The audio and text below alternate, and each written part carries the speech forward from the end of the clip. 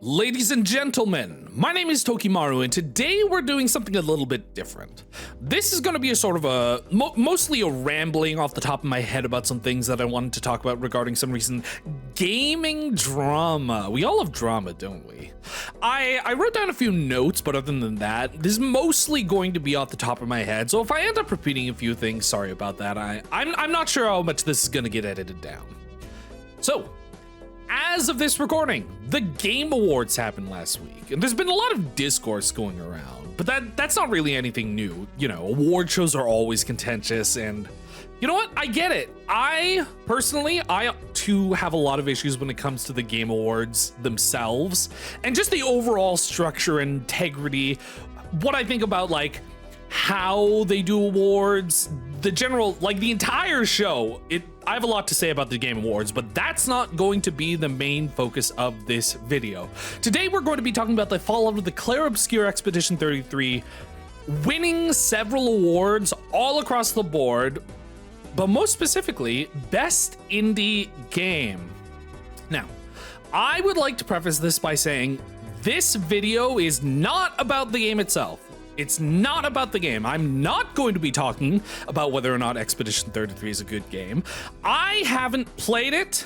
I'm not interested in playing it. If you're looking for opinion about whether or not it deserves to be Game of the Year, you're not going to be finding it here, because that is not going to be the most relevant thing for this particular video. No, I'm here to address the greater overarching conversation about whether or not Expedition 33 could be considered an indie game and what that even means. So a lot of people seem to think that people either fall on one of two sides. They either think it is an indie game, or they think that it is not an indie game. Spoiler alert, they're both wrong. It's a false dichotomy. I think the main thing I've gathered from reading the discourse is that no one can definitively nail down a strict definition for what actually counts as an indie game. That also doesn't discount a large swath of games that are considered indie just to the general public. I actually saw some people saying that having a publisher at all disqualifies a game from being indie, and I'm like, what? Do you know how many games that would disqualify? You're discounting Balatro of all games? Just take a second to look at some of the games that I covered on the channel recently for have a look at. Ronacard was published by IndieArc. That was like a first time game, and it was published by IndieArc. IndieArc, who specifically is a publisher that specializes in indie games. They've also published games like Peglin or Backpack Hero, Me-Side. These are all games that I think consistently people all across the board would just generally consider to be indie. The Little Tomb was published by Plasm, they're a publisher that primarily specializes in localizing exclusively indie games to and from Japanese. Oriole Wings of Hope, that was published by Jandusoft. It's 2025. Access to a small publisher for just any independent developer has such easy access to a publisher at all. And the difference between different publishers and what they actually do for specific indie games is so different across all publishers. So, I'd like to start by putting together a list of a few different things that I've seen people say makes a game indie, and we're gonna go through them one by one. So, number one is gonna be no publisher. Number two is going to be just generally a small company, and number three is no budget, or like not a big budget. So number one, no publisher. Like I said before, the idea that in order to count as an indie game in 2025 you cannot have a publisher is laughable. There are so many notable publishing studios whose main goal is specifically to fund, market, localize, and distribute indie games in particular. And it's like, they're not even necessarily games that the publisher is commissioning them to make. It's games that are already being made independently by people that don't have much funding, that just want a little bit help doing things that they normally can't, like marketing and stuff. Maybe they need a little bit more funding because they've maybe been taking a break from their main job to focus on developing their game, and they're like, well, if I could get a little bit of publishing, then maybe I could take some more time off and finish my game. The average person, so think of every game that you personally consider to be an indie game. All of them. List all of them out, search up every single one. The average person would find that a majority of those games, more likely than not, have a publisher. Just any publisher at all. Again, I bring up Balatro, which I think, obviously being made by one single person, most people consider that game to be an indie game, but that was published by Playstack. We have other games like Gone Home or Slay the Princess, Doki Doki Literature Club Plus, like the slightly premium, the paid version that has a little bit more story that was added on their re-release. Those were published by Serenity Forge. Ultra Kill, the entire Faith trilogy, those are tiny. Well, at least Faith specifically, the Faith trilogy are tiny games. Ultra Kill's a little bit bigger, but it's still extremely discernibly indie, published by New Blood. Animal Well, that you can't say Animal Well isn't an indie game, published by Big Mode. I've seen a couple of people say that yes, because these games have a publisher at all, they cannot be indie games. But I think that a majority of people would disagree on several of these, which makes it just generally a not useful definition for the overall gaming public. Now, for the sake of argument, let's just say that the no publisher rule means no big publisher, like specifically no big publishing companies that own development studios whose games they publish.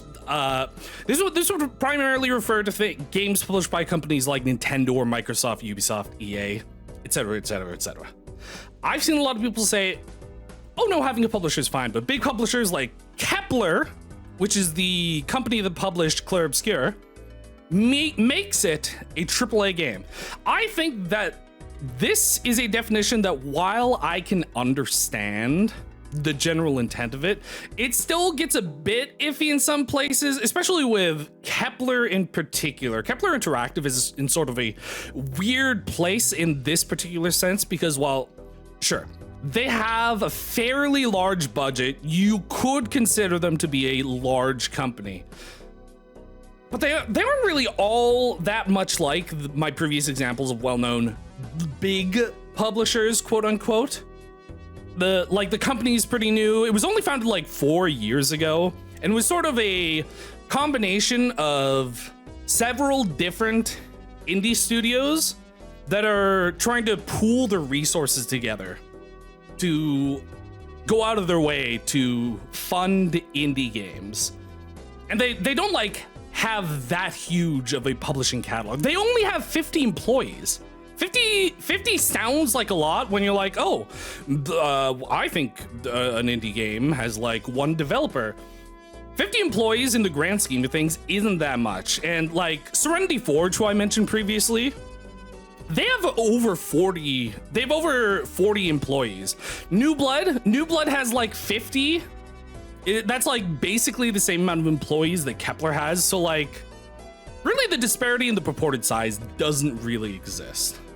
But even if you do consider Kepler to be a large publishing company, there's still a few places where a rule like this, if you're using this rule to determine what makes a game an indie, it still gets a little bit iffy, because you have games like Ori and the Blind Forest, which I know that's a game that actually had similar sorts of internet arguments, where it was developed by an indie studio. It was developed by Moon Studios, and for a little over a year of its development, it was purely an indie game. And it wasn't until after that Microsoft acquired it.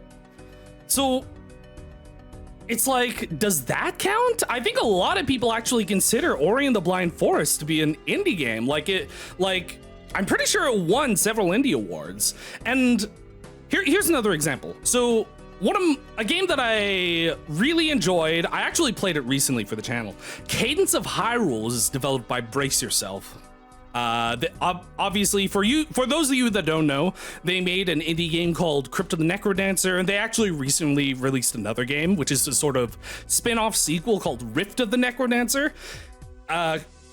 Cadence of Hyrule is a crossover spin-off game about both Crypt of the Necrodancer and Legend of Zelda. So it's a spin-off game of both Crypt of the Necrodancer and Legend of Zelda. And as a spin-off game, obviously, as a spin-off game of Legend of Zelda, obviously it's going to be published by Nintendo. But because it's also a spin-off game based off of an indie IP and developed by an indie studio, I've seen a lot of people argue whether it counts as like a Nintendo game or a proper Zelda game or an indie game. I've seen a lot of people say that they consider it more an indie game than a Nintendo game.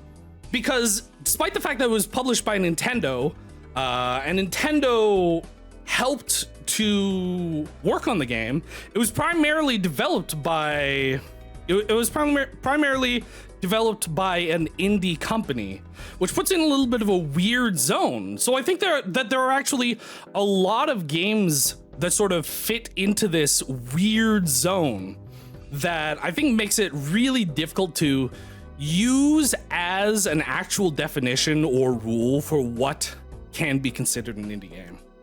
Let's move on to rule number 2. An indie game must be developed by a small company. Now, at first you're thinking, yeah, that makes sense. When you think of an indie developer, you imagine maybe a couple of guys in the garage pulling themselves up by their bootstraps. I've actually seen a couple of people use that exact phrasing, you know, just a couple of guys, just a few pals with nothing but a few quarters to their name and some string. When we think of indie developers in this sense, we think of devs like Local Thunk, again, the solo developer Balatro. You have Toby Fox with a very small team creating Undertale, and even Deltarune, as I recall. The primarily development team for Deltarune is also really small. Team Cherry is like 3 people. Like the entire company is made of 3 people. But reading some of the arguments people are making based on this sort of guideline when it comes to Expedition 33, a lot of people are pointing at the credits to say that the studio is too large to be considered an indie studio. And I think that a lot of people don't quite understand how development actually goes for certain games and how the credits don't exactly reflect the actual development studio and its employees. Sometimes games sort of outsource certain parts of the game to maybe friends or people that are working for commission. Take Undertale, for example. Like I said, most of Undertale was made by Toby Fox, and then the main artist was Temmie Chang. That's like the main force, the main driving force of that team is Toby Fox and Temmie Chang. But they had like guest artists. They had several guest artists that lent a hand designing like a handful of character designs and a couple of extra art assets. I think there's also one other artist that did the tile set for 2 specific areas in the game. And if you look at game like Hollow Knight and Silksong, which was like the main other game that a lot of people were considering for Indie Game of the Year, Silksong, I mean specifically, they also have a long credits list, like especially Silksong, despite the actual company only employing 3 people. And this is because of contracted composers, you have voice actors, you have a ton of play testers who you also have to credit. Like credits doesn't mean people that work for the company. Credits just means people that you have to say had an involvement in the game because it's part of their rights. Like that's the point of the term credits. So I think that just that entire argument is completely disingenuous. Sandfall Interactive, who developed Expedition 33, they only have like 30 people actually in the company, and the rest of the credits is primarily filled with contractors. So it doesn't, like, it feels like they still just generally line up with what people mean when they say a smaller company, unless you're one of those people that is like, oh, I only mean like 1 or 2 people, right? But even then, okay. Let's just say we're judging a game by the base studio employees. And like I said, some people might not necessarily think that 30 counts as small, quote unquote. But like, what is a small team in that case? Like, how many people are we talking about? If 30's too many, and like, personally, I don't think 30 counts as too many when we're saying like, oh, it's a small team, but maybe you do. Again, maybe you're one of those people that's like, I think an indie dev team can only have like 1 to 10 people on it, and that's it. I think there are like a lot of fairly comparable studios that are widely considered by the general public to be indie studios. Thunder Lotus, who made Spiritfarer, I really enjoyed Spiritfarer. They have around 30-ish people as well. Supergiant of Hades 1 and 2 fame, they have like 25-ish. Deep Rock Galactic Studio Ghost Ship has over 40. That's even bigger than Sandfall. Like, Mojang. Before Mojang was purchased by Microsoft, when they were working on Minecraft initially as an indie game, when they were a purely independent studio, they had up to like 40 employees. And that was before Microsoft bought them. I think they have like 600 now, which I think is demonstrable as to what a large company could be considered. 600 versus 40, that's insane. Like, the disparity of sizes for so many of studios is based on so many different factors and circumstances. I feel like it's just generally unfair to say a game can only be indie based on the overall size of the team.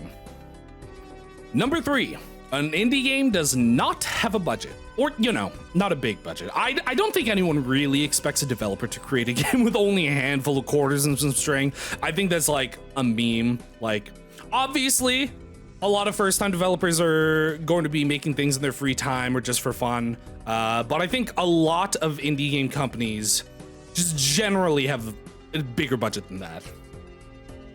This one should be obvious. There are so many examples of extreme variance in the budget of various indie games as well. Like, if we're saying that a big budget discounts a game from being an indie game, there are games that are developed by decidedly non-independent studios with a smaller budget. Like Expedition 33, a lot of people are like, oh, they got like millions and millions of dollars. They had a budget of under $10 million. That's actually not as much as you think in the grand scheme of things. Like, that sounds like a lot, but in terms of the games industry, when you're comparing it to big AAA games like Battlefield 6, they had like a budget of several hundreds of millions of dollars.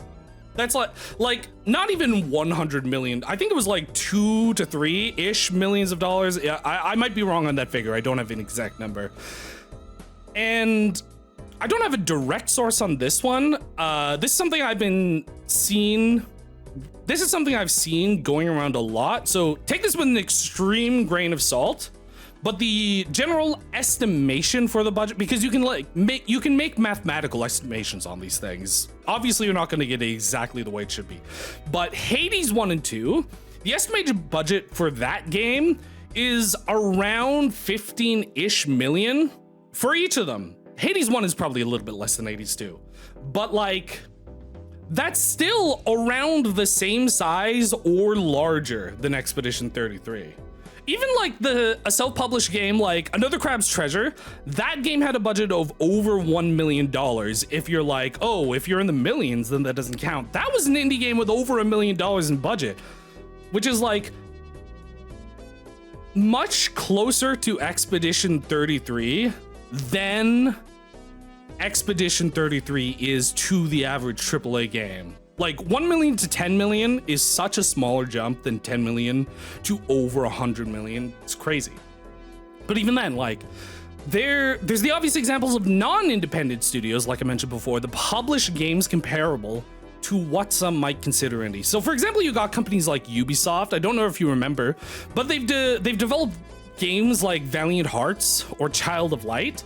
They had smaller internal teams with smaller budgets. I think it was one of those games specifically. They said that they had a budget of only a couple million, which is like a lot closer to Another Crab's Treasure than it is to Expedition 33. And I don't know if you remember, this was like 2 years ago at the 2023 Game Awards, but we had a similar controversy with Dave the Diver. That was a game that was nominated for Best Indie Game, and there were a lot of complaints that that was an indie as well. But there were also a decent chunk of people that were like, well, it feels indie, so I think it should be okay. Like, it has pixel art. I feel, okay, going on a tangent here, this is a personal issue, but I feel like a lot of people are like, oh, if it has pixel art, then it must be indie.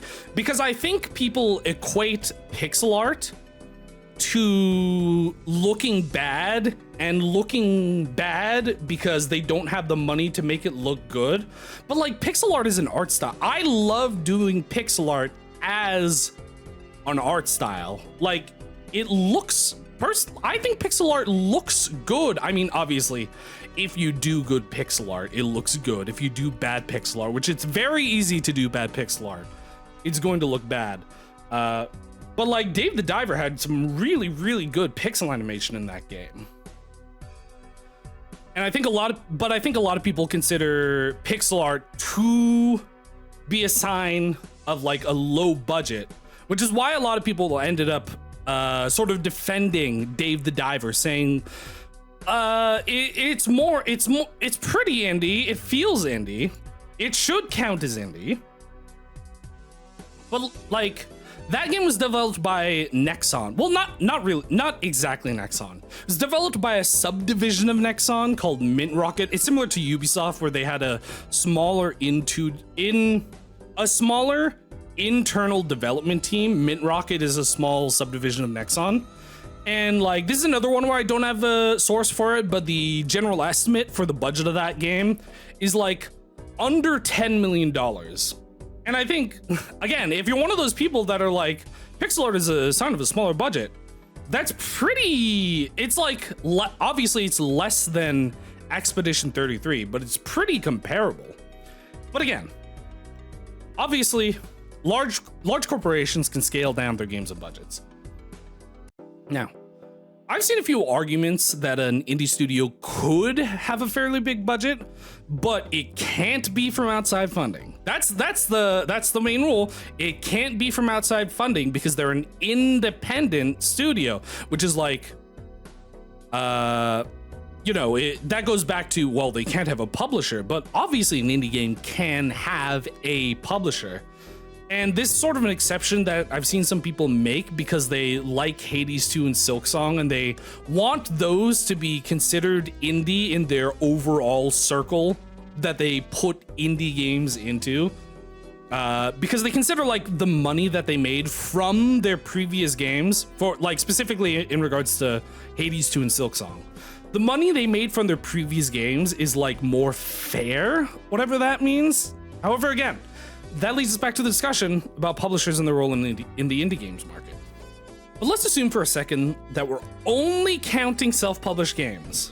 Only counting self-published games that receive no outside funding. Those are the only things that can be considered indie games. Does that definition work? Well, no.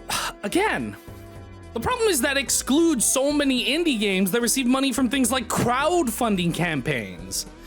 And obviously, there's going to be a little bit of a difference in terms of A, Kickstarter style crowdfunding, B, funding received from a publisher, and C, funding that is received from investors. Crowdfunding is a little bit more similar to money from investors, but also money from investors is like its own ball game. But like Rivals 2, the sequel to Rivals of Aether, that had a Kickstarter. It reached like over $1 million Friday Night Funkin'. Does anybody remember that game? Remember when that was supposed to come out? Friday Night Funkin's Kickstarter, they received over $2 million and their goal was only $60,000. Like, initially it was going to be a much smaller scale indie game, but they received over $2 million of funding. Like Undertale, one of the most indie games to ever be an indie game, had Kickstarter funding, and it raised over $500,000, which is quite a bit more than I think some people generally consider counts as like a small indie game budget. And this is a funny one. Let us never forget about the tragedy of Mighty Number 9's $4 million Kickstarter. Does anybody remember that mess? We're still waiting for the 3DS port. So like, all in all, the conclusion we must arrive at is there isn't really a good definition of indie game that can include any combination of these rules and definitions, even like regardless of whether you're only using one or two or piling multiples of these rules and definitions on top of each other, you're always going to result in something that excludes so many games that large swaths of gamers and just the general gaming public considers to be indie. And the entire point of the definition is that like it's supposed to be used so that the general public understands what you're saying. Like, that's literally the point. And it leads us into this endless cycle of nobody ever agreeing on what an indie game is. If you ask me, I usually say that an indie studio is an independently owned studio. So they can still have a publisher. They can still sometimes partner with large companies, but they're an independently owned studio. But even then, that opens up a huge can of worms because that also creates a lot of gray areas where some games that should be indie don't count anymore, and some games that aren't indie would 100% fit within that definition. I think like Next Level Games, once it started making almost exclusively Nintendo games, but also before Nintendo owned the company, I don't know if anybody would have considered that to be an indie company. And it truly feels like what the general public wants to count as an indie game or an indie studio isn't a truly definable thing that can fit everything neatly into its little square hole. And that's the problem I have with like most of these terms that we used to describe everything in the games industry. You know me. I mean, you might not know me. Maybe you don't. But those of you who do know me might know that I'm very particular about certain definitions sometimes. Like, I don't like the term MOBA. I think that's a really bad genre name that doesn't tell you anything. Multiplayer online battle arena, that's like literally every game. Fighting game is extremely vague. I don't like when people mix up roguelike with roguelite, where roguelike is a game that is like Rogue, and roguelites take some elements from Rogue, but are otherwise completely nothing like it. It's sort of like how you wouldn't call every first-person shooter a Doom clone, but you know a Doom clone when you see it. And we sort of run into similar sorts of problems with other terms in the games industry that are created to indicate one thing, but over time, the circumstances have changed, causing the definition to slide into becoming something entirely new. A good example, I think, that fits into this particular conversation is AA games. People have been saying that there are certain indie or non-indie games that should instead be called AA games because they don't quite fit the term indie, because again, undefinable. But I don't think this necessarily works either, given what I've displayed previously. Now, you may be asking yourself, what does AA mean? And that is a good question because in my opinion, that's even more murky than indie. And yet a lot of people are insisting on using it despite it not being like a legitimate or helpful label, in my opinion.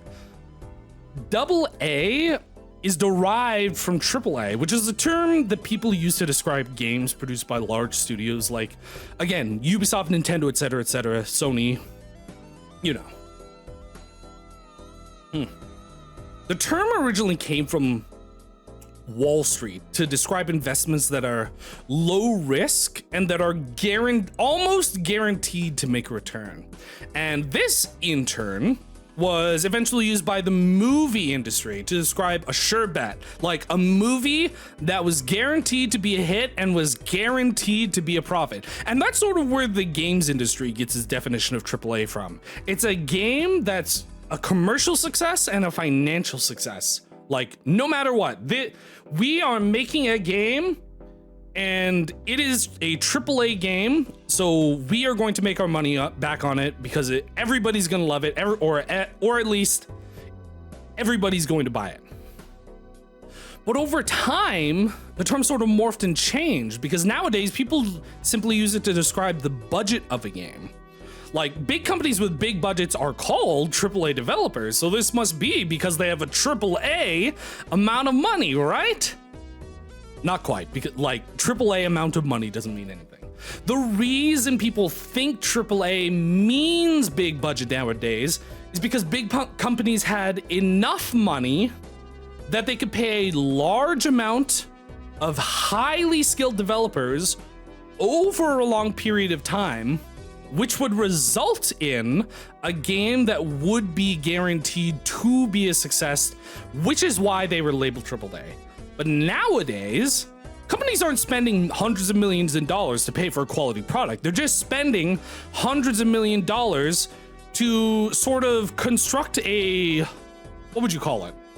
A wider framework for a product with bloated install sizes and a constant drip feed of live service content. And it's resulted in games like, the obvious example being Concord. It was a Sony published game with several hundred millions of dollars behind it, and it got shut down after literally a week because they just pumped quote unquote a AAA budget into it.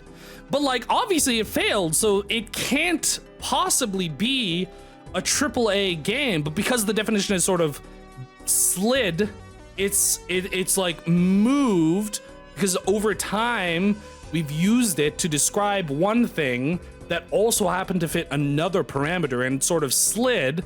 So now, like, it's a AAA game because of its budget, not because of its success. But now AAA games aren't necessarily guaranteed to make a return on investment. So the definition just no longer includes the return, and it only includes the investment. It's not the money they're expecting to make. It's just however much was spent. And now companies are starting to call games quadruple A. Like, that's a backwards, what would you call it? Not reverse engineered. We'll just say reverse engineered. It's a reverse engineered term. They added an A to AAA, but the A's in AAA don't individually actually mean anything. They're calling them quadruple A because if like $500 million was already an unreasonable amount of money, now they're spending even more than an already unreasonable amount of money. So obviously we just got to add more A's, because A means one money and 2 A's means 2 money. So 4 A's must mean 4 money, right? And for that reason, people are also extrapolating that a smaller than AAA budget should be called AA. Personally, I don't like it. I don't like these sort of backwards defined verbiage that people use. Like, I don't like the way people have sort of made a backronym of the word meta. Meta already has a meaning and a definition, but people like don't know that meta is a word. So they've like reverse engineered it into an acronym. What was it? Most effective tactics available. That's not what it means. Meta already means something in the context that you're using it, and now you're just using it wrong. So like, personally, I don't think these are useful terms to use, especially if you're not fully committing to the scale. and like defining even smaller than AA games as single A, or like even smaller games than single A as like no A's. I don't know what you would do, because like if you have AA, AAA, quadruple A, why isn't there a single A? It doesn't make any sense. I mean, come on, it's right there. No, but the reason I don't think AA or even AAA, given what I discussed previously, are useful is that, again, much like with indie games, there isn't really a good, proper, definable set of rules for what we can use to sort into these sorts of labels. By what margin are we judging if a game has 2 A's versus 3 A's versus no A's? How big is the team allowed to be? What is the budget? Are they self-published or not? If it's just one guy and they have 200 million in crowdfunding, does that count? Is that indie? Is that single A? Who knows? It's all vibes based. And that's the real truth of the matter, is that people don't actually want to argue about these concrete definitions about what it means to be an indie game in the first place. It's all vibes based, and any excuses for people's favorite indie games are just that. Clair Obscur, Expedition 33 doesn't feel like an indie game, so it's not an indie game. Hades 2 does feel like an indie game, so it is an indie game. And the only real solution to this problem is to either accept that the general sentiment to what is an indie game is purely vibes based, and accept that the Game Awards as they stand are useless for anything except being a big expensive ad reel, and just be like, I don't know if I count that as an indie game, but like I can't define what an indie game is, so it's okay. Or to simply use the actual metrics that you want to judge the game on. Call them self-published games. Call them low-budget games. Call them games by independently owned studios. Call them games by new developers. But like trying to cram these all into a ball and put them under this poorly defined umbrella, and trying to spend all your time arguing on Twitter about which specific games do or do not fit underneath that umbrella, while the disparity is so varied. My name has been Tokimaru. Thank you very much for watching, and I will see you all next time.